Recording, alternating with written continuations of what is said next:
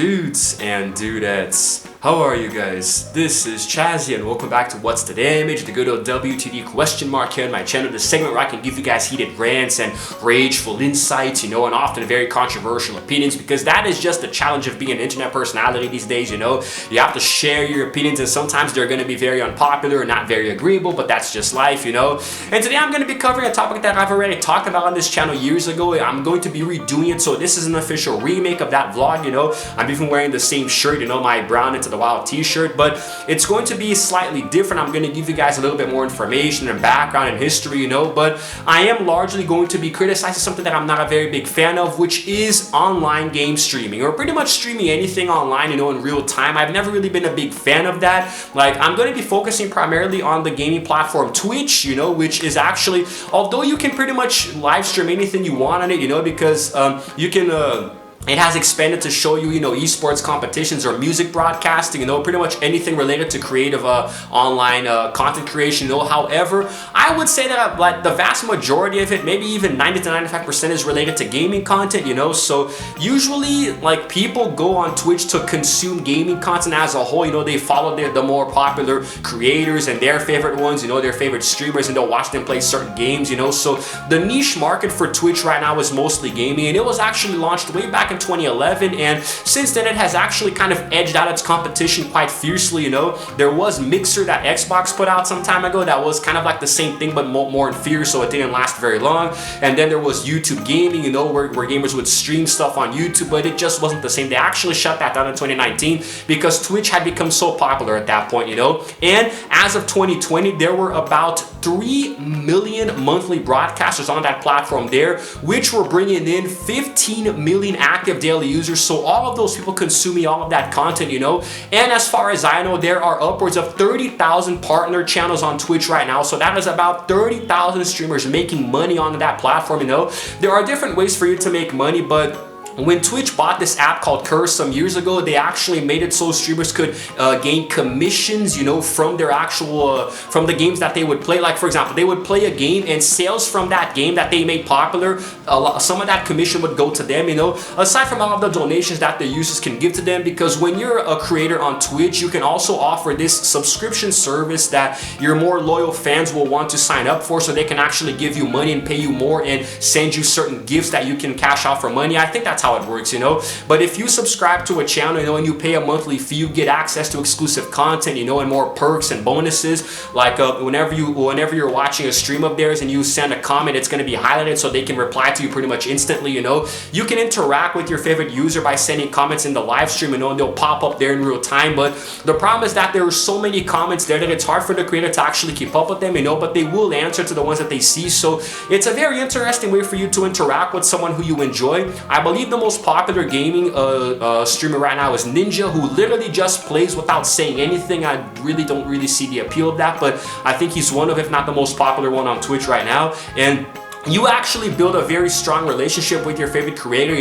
They really kind of develop almost like a cult following. They create these, these really strong fan bases, these communities in their platforms, So it's like you watch them play a game, you interact with them, and they interact with you back, and then they'll announce on social media when they're gonna go live next, Sometimes it's a few days a week, sometimes it's every day of the week, But you can keep up with them. You can vote on the games that you want to see them play, but normally they play the more popular ones, It's very, very nice. It's cool to be there, but because I'm so old-fashioned, I like to actually take my content and kind of mess around with it a bit, edit it, make it the way that I want it to look, and then publish it somewhere like YouTube, which is why I've always had this bigger attachment to YouTube over than Twitch. I did try to live stream on Twitch some years ago, but it sucked for me because it just, it's not even about the very small audience that I had. It's because it felt very strange, like everything happening in real time and me not being able to manipulate it, Which is actually one of the main points that I'm gonna drive home for me not liking streaming games live.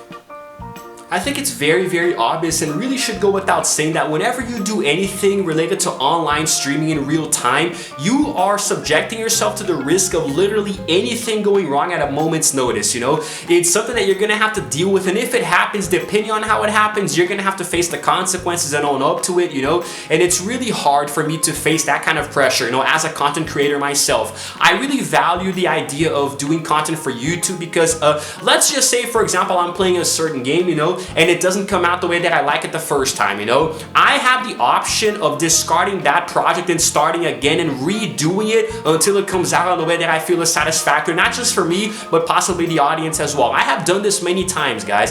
I have at this moment over 900 videos on YouTube, and you can be sure that many of them came from rough drafts and many different attempts. You know, there was a lot of trial and error. Sometimes a vlog will come out a certain way that I don't like, you know, like the lighting will be weird, or there will be a lot of background issues, you know, like noises and interruptions, you know, or maybe I'll make a mistake, or you know, something about the video will not I will not enjoy it the first time, so I have to go back and record it. You know, sometimes I'll record a single vlog upwards of 3 or 4 times, you know, until it comes out correct. So there have been cases where I have recorded a video and put it in my my editor and finished editing it, did not like it, discarded it, and the next day recorded the whole thing again until it came out right. I do this, you know. I make this sacrifice so I can give you guys the best possible content, you know, and that will also satisfy me because I am a raging freaking perfectionist, you know. Not sure if it's a quality or a flaw, I don't really like it, but at least it keeps me sane, you know, to make things as perfect as I possibly can. Same thing with games. Maybe if I'm playing a sports game and nothing happens, it's 0-0, you know,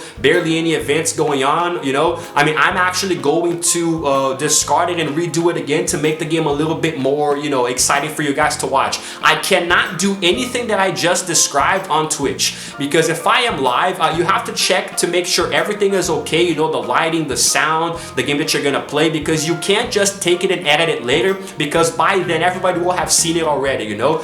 I don't think that many streamers have the habit of streaming online on Twitch and then taking their video, using clips and uploading it somewhere else, because what's really the point if everybody has already watched it anyway, you know. I'm pretty sure on Twitch you can select certain highlights from games and moments and share them in your profile, you know, but it's not the same as on YouTube. Yes, you can also live stream on YouTube and have the same issues, you know, but still, I don't know. I have always valued the idea of having something that in my control and manipulate it the way that I want. Sometimes you can stream for an hour, you know, or you can record a video that's an hour long, but it doesn't necessarily have to be an hour long. You can edit it and cut out parts that you didn't like or felt were unnecessary to make it considerably shorter, you know. Then you upload it on YouTube and you know that it's going to be perfect because you put it together yourself, you know. You took out the things that you felt were unnecessary and you kept the ones that you thought would be cool for your audience to watch, you know. So that to me is what I think is really the main selling point of streaming, you know. If you're online and you make a mistake, you know, depending on how big it is, you can get canceled very quickly in today's day and age on the internet. So I feel like it's very, very dangerous. Maybe sometimes you'll make a mistake and say something that is accidentally offensive, or maybe say something that might be taken out of context, and by the time you rush back to apologize, the damage is done, because the internet moves fast, man. The internet moves very, very fast, and sometimes, you know, people will spread fake news or a rumor or some little small thing that you said taken out of context, and then everybody's coming at you with knives and pens, or, you know, fire, torches and pitchforks, whatever the hell the expression is nowadays. So to me, it's very, very, very anxiety inducing to think about the possibility of anything going wrong. Even the big creators have gone through this. PewDiePie himself has made a few mistakes, you know, doing some online gaming. So it's online, it's live, you know. He made a mistake on live, not online. It was live, and by the like, he recognized that he made the mistake. He did apologize for it later, but it is still there on the internet for everybody to see. That is what's so dangerous about it. Had he recorded that video offline, you know, and being able to edit it later, I am 100% sure he would have taken that part out, so it wouldn't have gotten him so much controversy. So that's why I love YouTube so much, and that's why I will never stream games online live, because, or pretty much anything live, you know. There might be some exceptions, you know, if I do, I don't know, some charity live streams or anything like a podcast or something, you know, but that's different, you know. You can actually choose what you're gonna say before, but gaming is different, man. Gaming happens in the blink of an eye. You never know what's gonna go down in front of you, and you are going to react appropriately, but that appropriately might come off as inappropriately. look, I'm not trying to diss on Twitch or any other, live streaming platform, but I'm just saying that it's not for me, I understand that the bigger of a personality you are, the more popular you get, you can become very, very successful there. Ninja, whose real name is actually Richard Tyler Blevins, it's a... It's such an old person named Tyler Blevins, like what the hell, Anyway, so he is very, very successful. He is the most followed personality on Twitch right now with over 18 million followers there, He plays a large variety of games, so he's very, very popular. I've never seen one of his live streams, but somebody once told me that he doesn't talk, he just sits there playing, but I don't know if that's actually every single one or maybe just one specific game. I don't really know, but one specific stream, but I don't know. However, he does also have a YouTube channel where he has over 20 million subscribers, so he is a very, very successful content creator on both platforms, and I do believe he was a pioneer on Twitch, because of the games that he plays. So that, of course, all began with Fortnite, stupid freaking Fortnite. So I understand that you can actually make a very good living, become an internet personality there, but if this guy really truly does not talk in any of his streams and just plays, that would be perfect because there would be no risk of him saying anything that would get him into trouble, Obviously on YouTube, I'm pretty sure he talks, because how can you have over 20 million subscribers on a YouTube channel and never freaking talk to somebody? I'm pretty sure he does say something on YouTube, but now streaming platforms are here to stay. They have grown much more here in Brazil as well, specifically Twitch. There are many up-and-coming creators in this country as well, but me, for example, another reason is that my resources really suck. I think I've said this already at the beginning of the video, but my computer is perfect for doing YouTube videos, but I have very, very outdated software, whether it's the capture card, the video card, the ROM card, whatever the hell you want to call it, the processor, everything is like very, very inferior and limited. I can't even open up Twitch properly on my browser and watch a video without it freezing and lagging, so I really don't have the right PC for streaming, and even if I did, I don't think I would live stream in a traditional sense. Maybe I would set everything up, the way that I like it, and I would actually play games and pretty much not exactly stream, but just record them and then later edit them and upload them to YouTube, just same exact way that Markiplier does, Markiplier is my favorite gaming YouTuber ever. You can go check him out later. I'm pretty sure you know him at this point.